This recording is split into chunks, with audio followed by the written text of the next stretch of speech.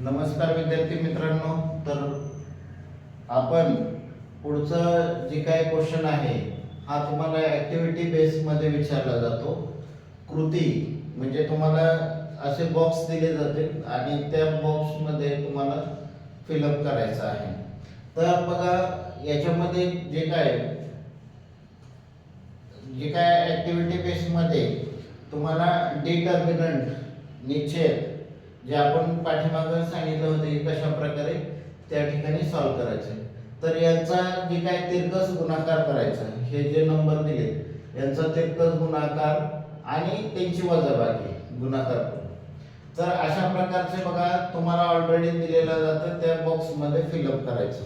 हे 2 मार्काला बोर्डाचे जे काही क्वेश्चन आहेत हे विचारलेले आहेत. याच्यामध्ये जर बघितलं तर हा मार्च 2022 ला विचारलेला आहे, मार्च 2022.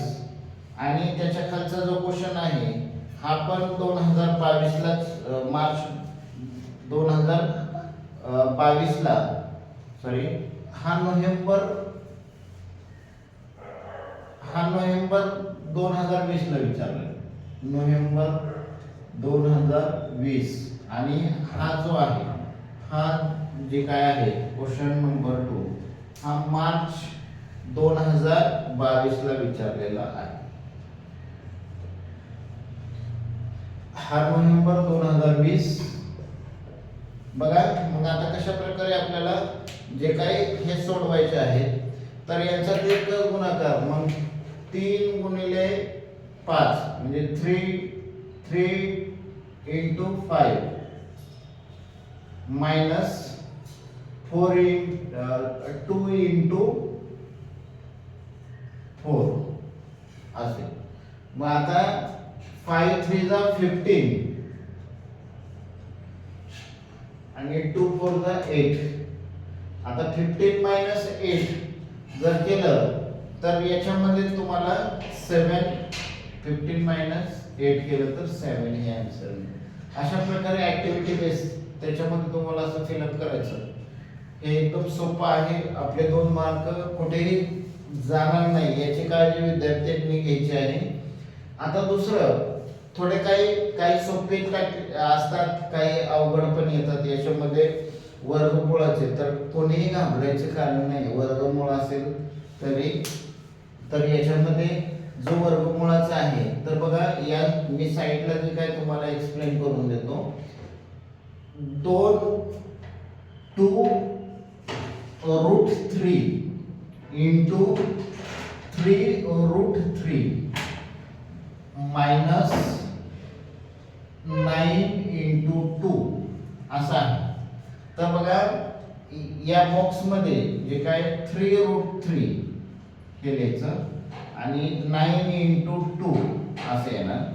आता यांचं मल्टिप्लाय करायचं. तर लक्षात ठेवायचं कारण बऱ्याच विद्यार्थ्यांनी मला फोन पण केला की सर अशा प्रकारचे जे काही गणित आहे ते तुम्ही त्याचे व्हिडिओ पाठवा, कारण याच्यामध्ये आम्हाला जे काय आम्ही कन्फ्यूज होतो किंवा आमच्या लक्षात येत नाही की कशा प्रकारचं करायचं, की वर्गमूळ जे काय आल्यानंतर कशा प्रकारे त्यांचा गुणाकार करायचा. तर लक्षात ठेवा ज्या अगोदर काय करायचं, जे काय बाहेरचे वर्गमूळाच्या बाहेरचे नंबर दिलेले आहेत त्यांचा गुणाकार करायचा. आता या ठिकाणी बघा 2 into 3 आणि वर्गमूळात कुठले 3 into 3 हे लक्षात ठेवा. 2 3 चा किती येणार याच्यामध्ये 2 3 चा 6 आणि वर्गमूळात 3 गुणिले 3 म्हणजे 3 3 चा 9 हे. आता 9 चं जे काय वर्गमूळ किती आहे म्हणजे √9 चे किती येतं 3 ते बाहेर येतं.